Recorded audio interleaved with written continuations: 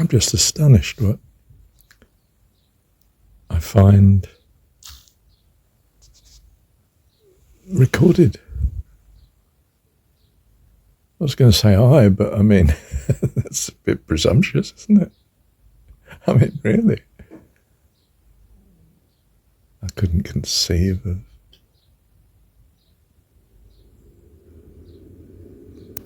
what I seem to record. You know, the spiritualists have the notion that of channeling. I'm thinking of, for instance, Theosophy, where the Mahatma letters are produced in what seems to be a very strange way. The paper's impregnated with the print. It's not on it. It seems to be in it in dots, a bit like, I don't know, sort of micro printing. And, the person, do they write it themselves, or is it channeled through them in that way, or do they find, I don't know. Well, whatever. What we really want to do is channel God, don't we? I mean, what other spirit would we want to, really? That he speaks through you. Not just your words, your actions and your presence. Be a loveliness. Because of his presence in you, your God. The epitome of what you can conceive of as wonderful and lovely, and way beyond. That your glory shines.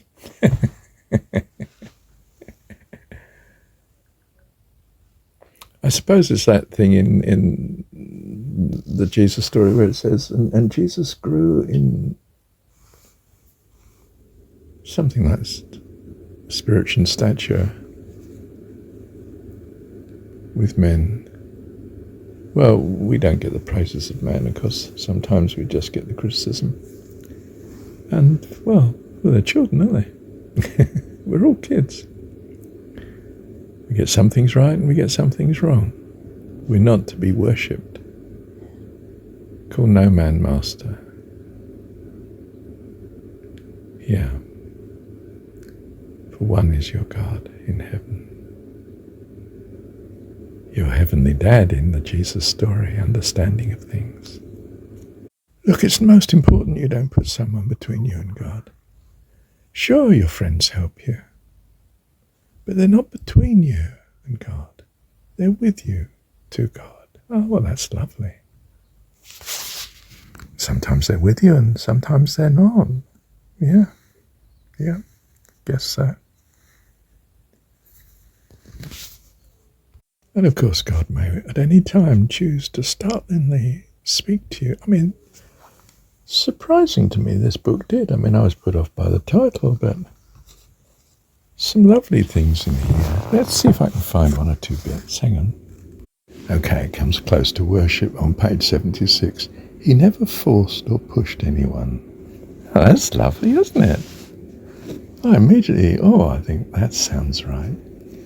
Then on the next page, watch out for any impatience that might arise in working with others. And to give this gift to everyone, not just to, and then gives the title of, Swami Kriyananda, because that's the author's guru, of course, but you know what I mean. Watch out for any impatience that might arise in working with others. Well, impatience is a sort of mild anger, isn't it? And an anger is something which causes us to not do what is optimal and the most blessing. So watch out for it. But not just in your relationship to God, but to all. Be gracious and kind. Well, you don't need to be told that, do you? What else have we got? Oh, this brought tears to my eyes. Okay, she's seeking a guru, isn't she? And And she goes to some meeting of his, and she's new to it, really, but not that new, and she doesn't feel part of the place at all, and she's just suddenly bewildered, and what's it all about? I don't know where I'm going. I'm not wanted here. And she's alone, just thinking, after the meeting. I walked to an adjoining room and looked out the window over the San Francisco Bay, now foggy and dark, like my mood. And a moment later there was a light touch on my shoulder. I turned round to see Swamiji, already dressed in his coat, ready to leave. He was alone. Now that's unusual, you see, there's always people thronging around the guru, you know what I mean? With a kindly gaze he said, "I'm glad you're here." And he gave me a hug. I fell mentally at the feet of this remarkable teacher, whose antenna was sensitive enough to pick up my unspoken thought. There wasn't time to dwell in gratitude, for in that instant, a powerful surge of electricity jolted through my body. He smiled warmly, invited me to join everyone going to the movie, put on his hat, and departed. But I wasn't going anywhere. I had never experienced anything like this before. For 15 minutes, my whole body vibrated with energy. The flow was so powerful, I was physically shaking. The feeling of separation disappeared, replaced with loving connectedness with everyone and everything around me. That hug somehow communicated to me God does love all his children. There is no waiting line for his affection.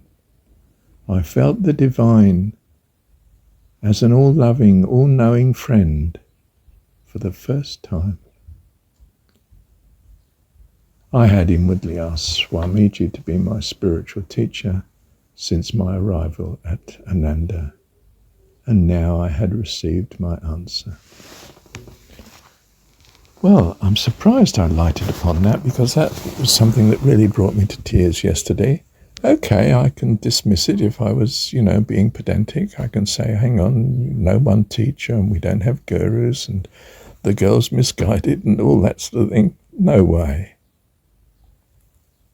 I felt it in reading as she felt it. An absolute blessing from God. And suddenly she counted and was worthwhile. The book says very little about God,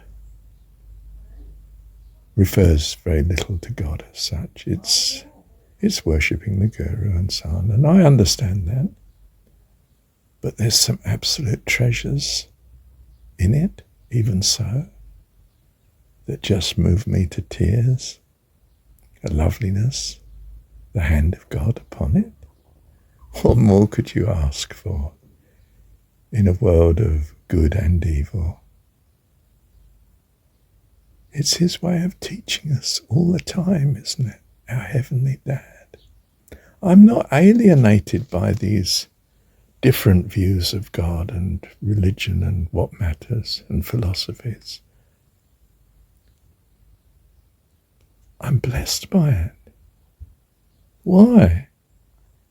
Because I'm so firmly rooted in, as I see it, my God.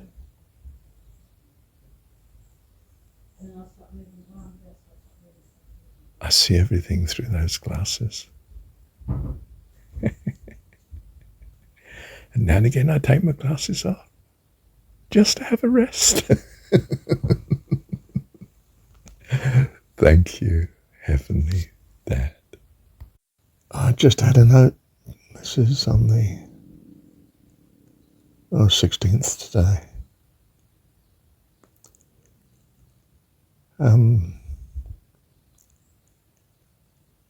It's like this actually for everyone, I think. Oh, well, I think as my ideal. Yes, you worship your God, and that's fine. But you worship your guru. If you do. But I worship your God as I see it, from the point of view of my God.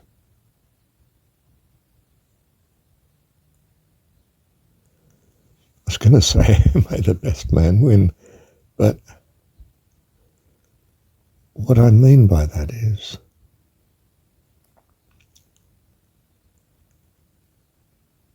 that somehow this will bring us into a harmony of the same God. We're both doing it from our own points of view. You know, yours might be the guru, or it might be your God, or that may be your God.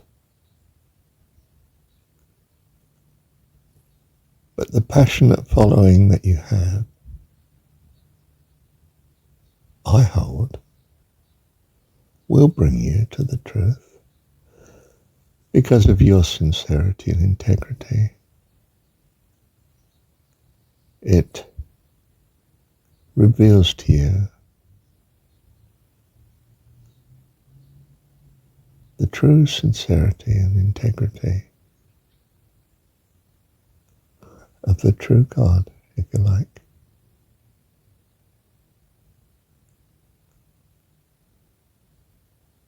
Utterly beyond our comprehension, but only at present.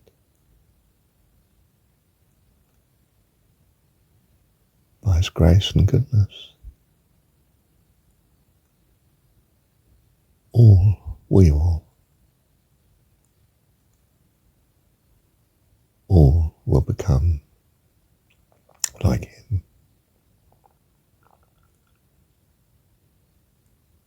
Thank you, Heavenly Dad.